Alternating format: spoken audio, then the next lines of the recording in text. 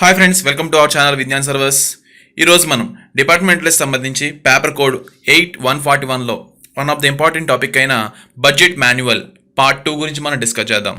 Already part 1లో syllabus structure గురించి ఇవన్నీ కూడా చెప్పుకున్నాం. అలాగే మనకున్న టోటల్ 7 టాపిక్స్ గురించి మనం డిస్కస్ చేసాం. ఓకే, ఇక్కడ చూడండి, టోటల్లీ 6th చాప్టర్ లేదు, సో ఆ చాప్టర్ తీసేసాను. టోటల్లీ మనకైతే 7 చాప్టర్స్ ఉంటాయి. ఓకే, ఆల్రెడీ 1-2 డిస్కస్ చేసాము. ఇప్పుడు థర్డ్ చాప్టర్ డిస్కస్ చేద్దాం. Broad objectives of the new budget and accounting cost question. So అసలు ఈ న్యూ బడ్జెట్ యొక్క మెయిన్ బ్రాడ్ ఆబ్జెక్టివ్స్ ఏంటి, అలాగే అకౌంట్ క్లాసిఫికేషన్ అంటే ఏంటని చెప్పేసి చెప్పుకుందాం.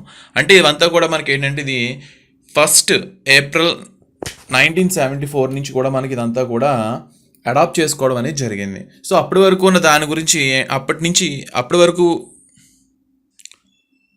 అప్పటి వరకు ఉన్న ఈ బడ్జెటింగ్ విధానాన్ని కూడా చాలా వరకు కూడా మాడిఫై చేసి న్యూ బడ్జెట్ మెథడ్ని తీసుకురావడం అనేది జరిగింది.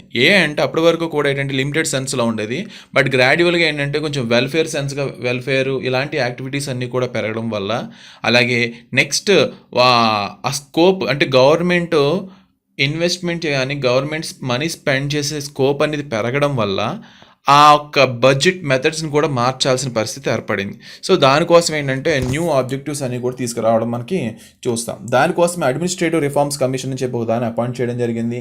ఆ కమిషన్ రికమెండేషన్స్ ఏంటంటే ఫస్ట్ ఆఫ్ ఆల్గా ఏంటంటే పర్ఫార్మెన్స్ బడ్జెటింగ్ అనే ఒక న్యూ మెథడ్ని గవర్నమెంట్ డిపార్ట్మెంట్లో ఇంట్రడ్యూస్ చేయాలి అని చెప్పడం జరిగింది.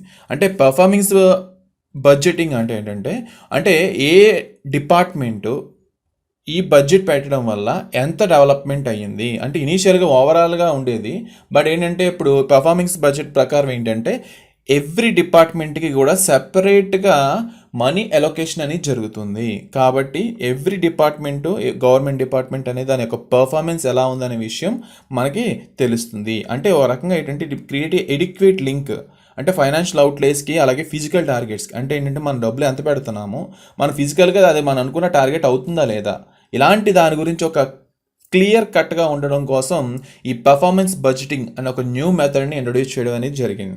అలాగే దీంతో పాటు ఈ కమిషన్ ఇంకా ఏం చెప్పిందంటే review of the present system of classification of structure. అంటే అప్పటి వరకు ఉన్న బడ్జెటింగ్ అలొకేట్ చేసే ఈ యొక్క స్ట్రక్చర్ని అలాగే ఆ ఒక్క అకౌంట్ హెడ్స్ని ఇవన్నిటిని ఒకసారి రివ్యూ చేసి వాటిని కూడా మాడిఫై చేయాలి అని చెప్పి రికమెండ్ చేయడం జరిగింది. సో దీనికోసమే ఏంటంటే మొత్తం ఒక క్లాసిఫికేషన్ అంటే ఏ విధంగా క్లాసిఫై చేయాలి ఇలాంటి వాటి కోసం డిఫరెంట్ టైర్ సిస్టమ్ అని చెప్తాం, అంటే స్టెప్ బై స్టెప్ సిస్టమ్ని రికమెండ్ చేయడం జరిగింది. అందులో ఫస్ట్ థింగ్ ఏంటంటే ఆపరేషన్ అనేవి అగ్రిగేటెడ్గా జరగాలి. అగ్రిగేటెడ్గా జరిగి అంటే ఏంటంటే మొత్తం ఇనీషియల్గా బడ్జెట్ పెడతామని స్టార్ట్ చేసేటప్పుడుగా ఓవరాల్గా దీని అన్నిటినీ కూడా సెక్టోరియల్ డివిజన్ జరగాలి, లేదా సర్వీస్ బేస్ చేసుకుని ఒక సెక్టోరియల్ డివిజన్ జరగాలి అని చెప్పడం జరిగింది. అంటే ఏంటంటే ఫర్ ఎగ్జాంపుల్ ఇక్కడ ఏంటంటే జనరల్ సర్వీస్ అని, సోషల్ కమ్యూనిటీ సర్వీసెస్ అని, ఎకనామిక్ సర్వీసెస్ అని ఇలా సెక్టోరియల్ డివిజన్గా మనకు జరగాలి. అప్పుడు ఏమవుతుందంటే ఒక ఓవరాల్ పిక్చర్ అనేది జరుగుతుంది. అంటే ఇక్కడ అగ్రిగేషన్ అనమాట. ఓవరాల్గా ఫర్ ఎగ్జాంపుల్ జనరల్ సర్వీసెస్లో అక్కడ ఉన్న ఏ విధంగా రిసోర్స్ని అలొకేట్ చేస్తామో అక్కడ పర్ఫార్మెన్స్ ఏంటని చెప్పి తెలుస్తుంది. ఈ విధంగా అగ్రిగేటెడ్ పర్ఫార్మెన్స్ కోసం ఈ విధంగా చేయాలని చెప్పి ఫస్ట్ స్టెప్ జరిగింది. అలాగే సెకండ్ స్టెప్కి వచ్చేప్పటికి ఏంటంటే ఇక్కడ ఈచ్ సెక్టార్ని అంటే డిఫరెంట్ మేజర్ హెడ్స్గా డివిజన్ చేయాలి. అంటే ఫర్ ఎగ్జాంపుల్ ఉందనుకోండి, మనకి సర్వీస్ అండ్ కమ్యూనిటీ సర్వీస్ ఉంది. అందులో వచ్చేటప్పటికి ఏంటంటే ఎడ్యుకేషన్ కానీ పబ్లిక్ హెల్త్ కానీ ఉంటుంది. అలాగే ఎకనామిక్ సర్వీసెస్కి వచ్చేప్పటికి ఏంటంటే అగ్రికల్చర్ అండ్ అలైడ్ యాక్టివిటీస్ ఉంటాయి. ఈ విధంగా మేజర్గా ఉన్న దాని నుంచి అంటే ఏంటి ఇనీషియల్గా అంటే మనం చెప్పుకున్నాం ఏంటి అగ్రిగేటెడ్గా ఉన్న సెక్టార్ నుంచి మేజర్ హెడ్ అంటే ఎడ్యుకేషన్ అనేది ఒక హెడ్గా డివిజన్ చేయడం జరిగింది. అంటే కమ్యూనిటీ నుంచి ఎడ్యుకేషన్ అనేది వస్తుంది. ఓకే, ఆ విధంగా సెకండ్ స్టెప్ చెప్పడం జరిగింది. అలాగే థర్డ్ టైర్ వచ్చేటప్పటికి ఏంటంటే ఇందాక ఎడ్యుకేషన్ అని చెప్పాను చూసారా, దాని నుంచి మైనర్ హెడ్ వస్తుంది. అంటే అందులో ఉన్న డిఫరెంట్ డివిజన్స్ అనేవి మనకి ఇక్కడ థర్డ్ డివిజన్లో కనిపిస్తాయి. అలాగే ఫర్ ఎగ్జాంపుల్ ఇందాక ఏం చెప్పుకున్నాం, కమ్యూనిటీ దాంట్లో హెల్త్ ఉంటుందని చెప్పుకున్నాం, అంటే పబ్లిక్ హెల్త్.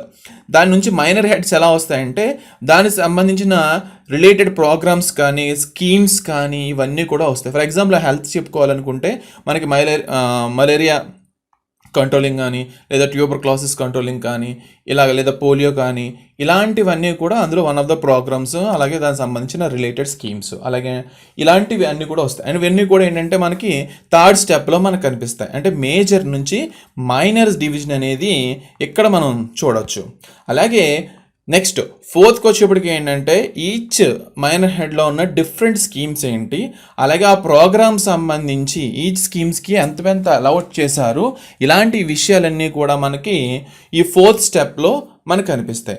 అంటే ఇక్కడ చూసుకోవాల్సింది ఏంటంటే థర్డ్ ఫోర్త్ ఒక టైర్ క్లాసిఫికేషన్ అంతా కూడా ఏంటంటే బడ్జెట్ ఎంత పెడుతున్నారు, దాని ఒక ఓవర్లేస్ ఏంటి, అలాగే ఏ విధంగా ప్రోగ్రామ్స్ అన్నీ కూడా డెవలప్మెంట్ అవుతున్నాయి, ఆ స్కీమ్స్ కానీ వాటి డెవలప్మెంట్ ఎలా ఉంది అనేది విషయం మనకి ఇక్కడ 3-4 స్టెప్లో క్లియర్గా తెలుస్తుంది.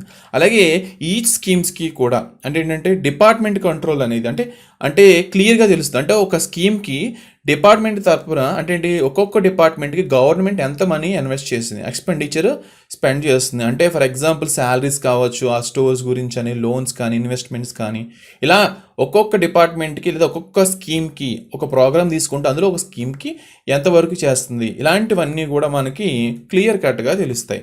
అలాగే ఇంకోటి ఏంటంటే లాస్ట్ ఇయర్ క్లాసిఫికేషన్కి వచ్చేప్పటికి ఏంటంటే total nature of the expenditure, ఓవరాల్గా మొత్తం ఒక్కో సెక్టర్లో ఉన్న ఎక్స్పెండిచర్ ఎంత ఉంది అని చెప్పి తెలుస్తుంది. దీన్ని ఆబ్జెక్ట్ క్లాసిఫికేషన్గా మనం చెప్తూ ఉంటాం. సో ఈ విధంగా అంటే ఒక ఎక్స్పెండిచర్పై మొత్తం అంతా ఎలా తీయడం ద్వారా ఎంత వరకు మనం ఖర్చు పెడుతున్నాం, అలాగే దాది ఏ విధంగా ఈ యొక్క డెవలప్మెంట్కి ఎంతవరకు ఉపయోగపడుతుంది, ఇలాంటివన్నీ కూడా మనకు ఉపయోగపడతాయి. అంటే సింపుల్గా చెప్పాలి అంటే మనకి ఏంటంటే ఈ యొక్క ప్రపోజ్డ్ 5 టైర్స్ స్ట్రక్చర్ అని చెప్తాం. ఈ స్ట్రక్చర్ ప్రపోజ్ చేయడం ద్వారా ఏంటంటే గవర్నమెంట్ అంటే సింపుల్గా చెప్పుకోవాలంటే ఒక పక్క గవర్నమెంట్ ఎంతవరకు బడ్జెట్ వేస్తుంది అనే విషయం ఒక పక్క తెలుస్తుంది. అలాగే మరో పక్క ఏంటంటే ఏ స్కీమ్స్ ఉన్నాయి, వాటి యొక్క ఫంక్షన్స్ ఏంటి, ప్రోగ్రామ్స్ ఏంటి, అలాగే వాటి యొక్క పర్ఫార్మెన్స్ ఏంటి అనేది ఇంకొకటి తెలుస్తుంది. సో ఈ విధంగా మనకి ఏంటంటే గవర్నమెంట్ ఈ యొక్క 5 టైర్ స్ట్రక్చర్ అనేది ప్రపోజ్ చేయడం జరిగింది. ఓకే, అలాగే దీంతో పాటుగా మనకి ఏంటంటే accounts classification. So account classification కూడా వచ్చేప్పటికి ఏంటంటే అంటే బడ్జెట్ క్లాసిఫికేషన్లోనే మనం చెప్పుకున్నాం ఏంటి, ఫస్ట్ ఏమో అగ్రిగేట్గా స్ట్రక్చర్స్ డివిజన్ చేస్తారు, తర్వాత మేజర్ హెడ్స్, తర్వాత మైనర్ హెడ్స్ అని చెప్పాం. ఈ యొక్క అకౌంట్ హెడ్స్ కూడా ఏ విధంగా క్లాసిఫై చేస్తారు అనే విషయంకి వస్తే ఇక్కడ అకౌంట్ హెడ్స్ కానీ అలాగే బడ్జెట్ ప్లానింగ్ అంతా కూడా ఆల్మోస్ట్ కామన్గానే ఉంటుంది ఆ క్లాసిఫికేషనే. అందువల్ల సేమ్ అక్కడలాగే ఇక్కడ కూడా మనకు వస్తాయి. సో ఎగ్జాంపుల్ చెప్పుకోవాలంటే చూడండి, ఇక్కడ ఫస్ట్ పాయింట్ వచ్చేటప్పటికి సెక్టర్స్ అంటే ఒక్కొక్క సెక్టర్స్ ఇండికేటింగ్ అనమాట. అంటే ఓవరాల్గా గవర్నమెంట్ ఫంక్షన్స్ అన్నింటినీ గ్రూపింగ్గా చేసి దాన్ని ఒక సెక్టోరియల్ డివిజన్గా చేస్తాము. అలాగే సెకండ్ వన్కి వచ్చేప్పటికి మేజర్ హెడ్స్గా అంటే ఒక్కొక్క సెక్టర్ని మేజర్ హెడ్స్గా డివిజన్ చేస్తాము. అంటే ఒక ఎకనామిక్ సెక్టర్ తీసుకుంటే అగ్రికల్చర్ కానీ ఇండస్ట్రీస్ అన్నీ వస్తాయి. అలాగే ఒక కమ్యూనిటీ కానీ సోషల్ సెక్టర్స్ తీసుకునేటప్పటికి ఏంటంటే అక్కడ ఎడ్యుకేషన్ అని, హెల్త్ అనేది వస్తుంది. ఇలా మేజర్ హెడ్స్ అని వస్తాయి. నెక్స్ట్ థర్డ్ స్టెప్లో మైనర్ హెడ్స్ అంటే గవర్నమెంట్ కానీ ఆ ప్రోగ్రామ్స్ అలాంటి అంటే ప్లాన్డ్ ప్రోగ్రామ్ కానీ నాన్ ప్లాన్డ్ ప్రోగ్రామ్ కానీ ప్రతి మైనర్ హెడ్కి ఏ ఉన్నాయి, ఏ డినోట్ చేశాయి ఏంటని చెప్పి మైనర్ హెడ్స్ ద్వారా మనకు తెలుస్తుంది. అలాగే ఫోర్త్ వన్కి వచ్చేప్పటికి సబ్ హెడ్స్ అంటే ఒక స్కీమ్ వైజ్ అందులో ఒక ప్రోగ్రాంలో ఉన్న స్కీమ్ ఏంటి, లేదా ఆ స్కీమ్ ద్వారా ప్రోగ్రామ్ ద్వారా ఏం వస్తుంది, అలాగే డిఫరెంట్ మైనర్ హెడ్స్లో ఉన్న ప్రోగ్రామ్స్ ఏంటి లేదా స్కీమ్స్ ఏంటి, ఇలాంటివన్నీ కూడా మనకు తెలుస్తుంది. ఇలా ఒక డీటెయిల్గా అంటే ఒక అకౌంట్ హెడ్ గురించి కంప్లీట్ డీటెయిల్గా ఎన్ని తెలియడం ద్వారా మనకి ఎంత ఎక్స్పెండిచర్ అవుతుంది, ఏ ఫామ్లో ఎక్స్పెండిచర్ అవుతుంది అనేది మనకు తెలుస్తుంది. అందువల్ల దీని ఒక పర్టికులర్గా టాపిక్ చెప్పడం వల్ల దీన్నే మనం ఆబ్జెక్ట్స్ ఆఫ్ ఎక్స్పెండిచర్ అని కూడా మనం చెప్పుకుంటూ ఉంటాం.